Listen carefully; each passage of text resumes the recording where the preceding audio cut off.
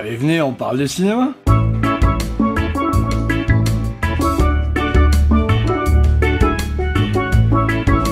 On en avait déjà parlé, mais vu ce qui existe dans le genre, je crois qu'il était temps d'y consacrer un deuxième épisode. Et je sais même pas si je vais pouvoir vous montrer des images du numéro 1 sans me faire striker la vidéo. Mais vous allez voir, je vous ai fait une petite sélection pas piqué des hannetons.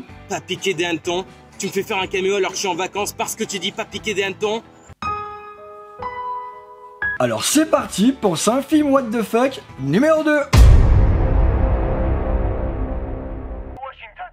c'est de l'hélium 3. Quoi? Une vraie mine d'hélium 3. Viens par ici. Faut absolument que tu vois ça. Non, Thunder.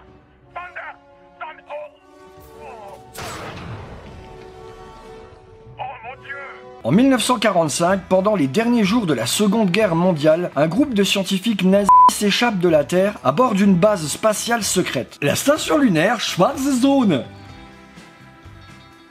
Ils se réfugient sur la face cachée de la Lune et y constituent une colonie secrète appelée la dictature lunaire. En 2018, un astronaute américain nommé James Washington atterrit accidentellement sur la Lune et découvre la présence des nazis. Il est rapidement arrêté et emporté sur la base. Pendant ce temps, sur Terre, une présidente des États-Unis en exercice en campagne pour une réélection découvre les plans des nazis pour revenir sur Terre et conquérir la planète à l'aide d'une flotte de vaisseaux spatiaux avancés. Iron Sky est un film finlando-germano-australien sorti en 2012 et réalisé par Timo Vuorensola. La fin des mondes, qui nous aura pondu une suite en 2019 et qui a comme projet Iron Sky The Ark, pour l'instant sans date de sortie. Iron Sky est une comédie de science-fiction qui mélange l'humour satirique avec des éléments de théorie du complot et de politique internationale. Le film explore les thèmes tels que le totalitarisme, la manipulation médiatique et la folie des guerres mondiales. C'est du grand n'importe quoi, mais c'est trop bon.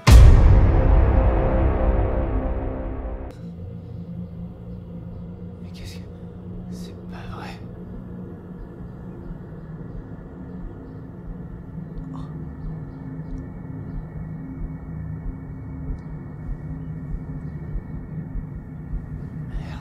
Ike Perich est un jeune homme accusé du meurtre brutal de sa petite amie Meryn Williams. Bien qu'innocent, Ike est rejeté par la communauté et vit dans la douleur de la perte de Meryn. Un matin, il se réveille pour découvrir que des cornes étranges lui poussent sur le front. Ces cornes semblent avoir un effet étrange sur les personnes qu'il rencontre. Elles se retrouvent incitées à lui révéler leurs pensées les plus sombres et à agir sur leurs impulsions les plus mauvaises. Utilisant ce nouveau pouvoir, Ike se lance dans une quête pour découvrir la vérité derrière le meurtre de Meryn et pour venger sa mort. Au fur et à mesure que l'histoire se déroule, les événements passent et les secrets de la petite ville refont surface, révélant des liens complexes entre les personnages et les circonstances du crime. Horns est un film américain sorti en 2013, réalisé par Alexandre Aja, un réal que j'aime beaucoup, à l'origine de Haute Tension sorti en 2003, l'excellent remake de La Colline à des yeux en 2006, dont Wes Craven lui-même dira que le film est meilleur que sa première version. Alors si ça c'est pas la classe, ou encore Piranha 3D, qui m'éclate à chaque fois que je le vois. On y retrouvera Daniel Radcliffe, et vous savez déjà toute l'affection que j'éprouve pour cet acteur, qui casse ici définitivement son image de Harry Potter en incarnant un personnage extrêmement torturé. Horns explore les thèmes de la culpabilité, de rédemption, de vérité cachée et de justice personnelle, le tout enveloppé dans une atmosphère mystérieuse et intrigante. Le film mélange le mystère et le surnaturel pour créer une expérience cinématographique unique et captivante. Je suis super fan de ce film,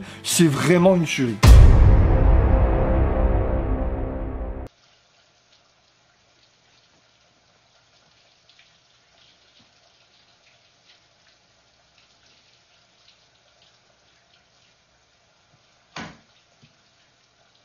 Y'a quelqu'un là-dedans? Buck, je vais te coller ta batte au fond du cul. L'histoire commence avec un groupe d'amis qui se situe dans une cabane isolée au bord d'un lac pour passer un week-end de détente. Cependant, leur retraite tranquille est perturbée lorsque des castors zombifiés attaquent les concernés. Les castors, qui sont devenus des créatures mutantes et affamées à la suite d'une contamination toxique, commencent à terroriser les jeunes gens. Alors que les amis luttent pour leur survie contre les attaques des castors morts-vivants, l'atmosphère devient de plus en plus chaotique et hilarante. Les castors zombies se multiplient et se montrent extrêmement vicieux dans leurs assauts. Les protagonistes doivent unir leurs forces pour élaborer des stratégies de défense tout en essayant de comprendre comment échapper à cette menace improbable. Des castors zombies. tout est dit.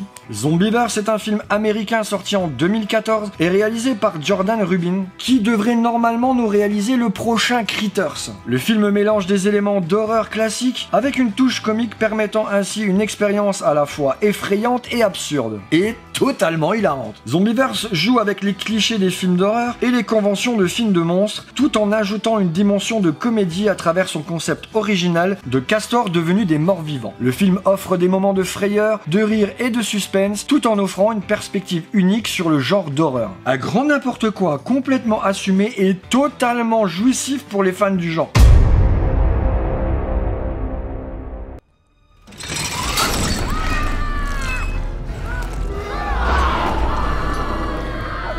L'histoire tourne autour de Henry Oldfield, un homme qui a développé une phobie des moutons à la suite d'un traumatisme d'enfance. Il retourne dans la ferme familiale en Nouvelle-Zélande pour vendre les parts de sa propriété à son frère aîné Angus. Cependant, il découvre bientôt que son frère mène des expériences secrètes pour modifier génétiquement les moutons afin de les rendre plus louables. Un groupe d'activistes écologiques dirigé par une jeune femme nommée Expérience s'introduit dans la ferme pour exposer les activités illégales d'Angus. Cependant, les choses tournent rapidement mal lorsque les moutons génétiquement modifiés sont accidentellement libérés et commencent à attaquer les humains. Les moutons se transforment en créatures monstrueuses et sanguinaires, déclenchant une série de scènes horrifiques et comiques. Après les castors zombies, les moutons zombies.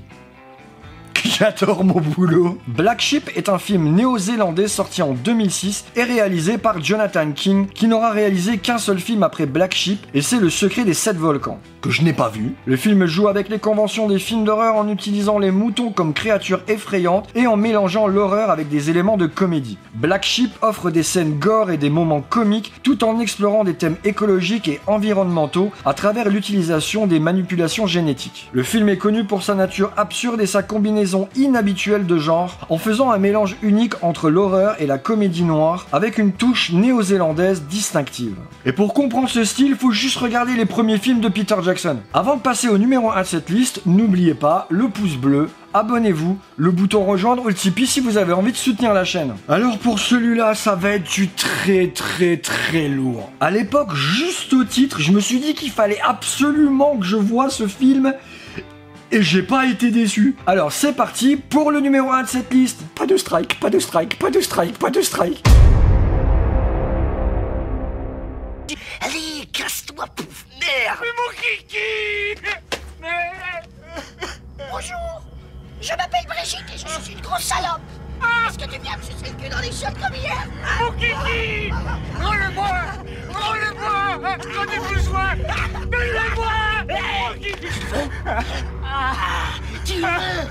Ah oui, tu le veux? Le film suit les aventures psychédéliques et surréalistes de J.P. Nishi, un homme qui se retrouve plongé dans un état de transe profonde grâce à l'utilisation d'une substance psychoactive appelée ayahuasca. J.P. Nishi explore un monde hallucinatoire et dystopique où il retrouve des entités étranges et des créatures fantastiques. Il est guidé à travers cet univers psychédélique par Vibroboy, un super-héros au pouvoir surréel. Ensemble, ils traversent des dimensions alternatives, des réalités déformées et des paysages mentaux. Vibroboy est un court-métrage français réalisé par Yann Kounen en 1993. Alors là, oui, effectivement, je triche un peu, Vibroboy n'est pas un long-métrage, mais comment parler de film what the fuck à un moment de pas placer Vibroboy, tellement le film est complètement barré et d'une richesse dingue, que ce soit dans sa narration ou juste dans ses idées créatives hallucinantes. Et en plus, c'est français. Yann Kounen nous pondra quelques années plus tard son premier long-métrage Doberman, et si on suit la politique des auteurs, cette théorie écrite par François Truffaut pour les cahiers du cinéma, où il est dit qu'il faut considérer les films comme faisant partie de l'œuvre de leur réalisateur plutôt que de les étudier comme appartenant à un genre, prend ici tout son sens. Je suis trop content d'avoir enfin pu la placer celle-là. On sent que dans Vibroboy, Kounen a expérimenté plein de choses qu'il appliquera plus tard dans Doberman. Le film explore les thèmes de la conscience altérée, de la spiritualité, de l'exploration psychédélique et de la nature changeante de la réalité. Vibroboy est inspiré par les expériences personnelles de Yann Kounen avec des substances psychédéliques et propose une aventure visuelle unique et captivante qui transcende les limites de la perception. Il est important de noter que Vibroboy est un court-métrage expérimental qui peut être difficile à résumer en quelques phrases en raison de sa nature complexe et visuellement riche. Le film est devenu emblématique pour son style visuel distinctif et son exploration des états de conscience altérés. Et comme je suis un mec génial et que le film est disponible sur YouTube, je vous mettrai le lien dans les descriptions.